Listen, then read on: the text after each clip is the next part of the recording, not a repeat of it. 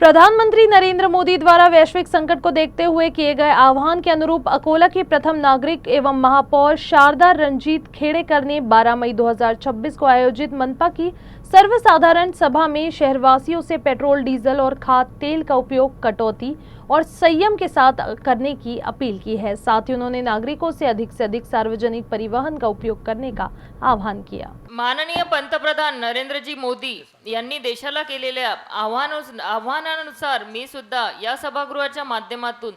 या शहराची प्रथम नागरिक म्हणून आव्हान करीत आहे। पेट्रोल डिझेलचा वापर कमी करा, खाद्यतेलाचा वापर कमी करा, 1 वर्षासाठी सोने खरेदी टाळा, प्रदेश प्रवास टाळा, परदेशी वस्तू टाळा व स्वदेशी स्वीकारा, सार्वजनिक वाहतूक व्यवस्थेचा जास्तीत जास्त वापर करा, भारत देश प्रथम हा उद्देश डोळ्यासमोर ठेवून तसेच आर्थिक व्यवस्था बळकट करण्यासाठी व अधिक मजबूत